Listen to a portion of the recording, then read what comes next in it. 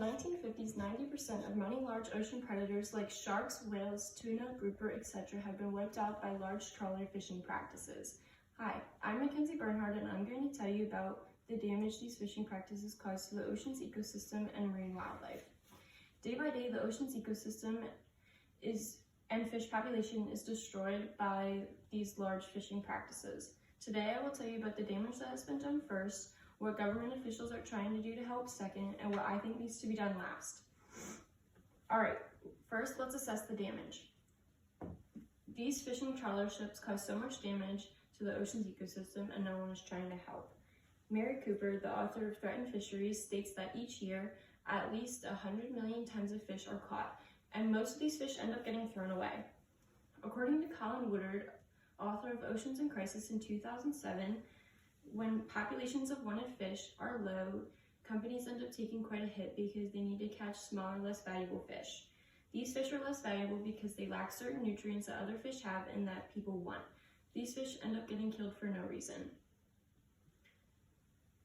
The ships cause so much damage to the ocean's floor because they drag around huge nets, killing 92% of bottom-dwelling animals.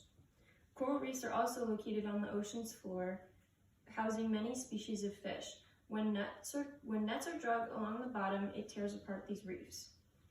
If fish don't get scooped up in the nets, they will end up dying anyways because the water gets really murky, making it hard to breathe, and that their homes are destroyed.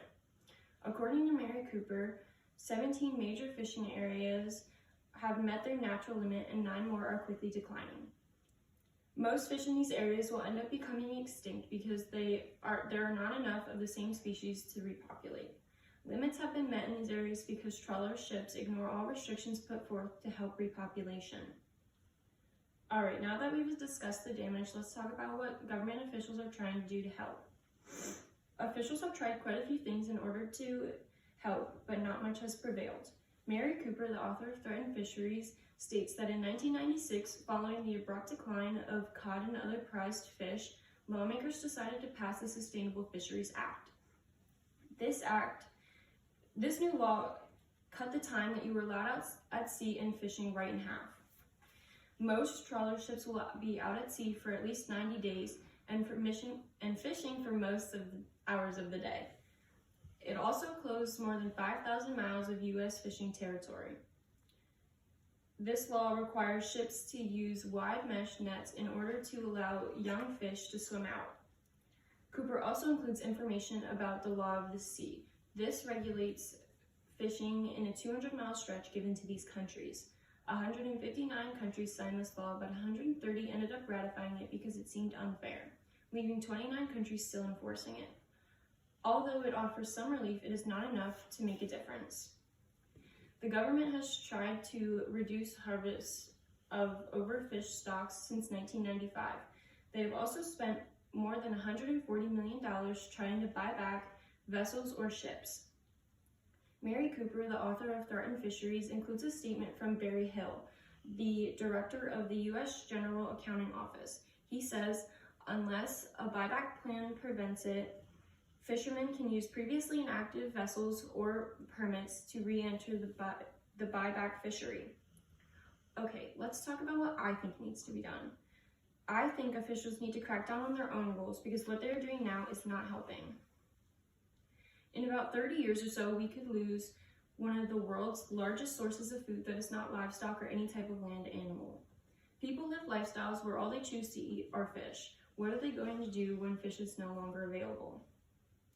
According to Joe Leach, author of 11 evidence-based health benefits of eating fish, our world will no longer get the benefits of eating fish. Research shows that the benefits are lower risk of stroke, depression, Alzheimer's disease, and other chronic health conditions. Leach states that fish is a low-fat, high-quality protein packed with omega-3 fatty acids, vitamin D, and B2. Several studies link omega-3 or fish oil intake to the reduced risk of type 1 diabetes in children.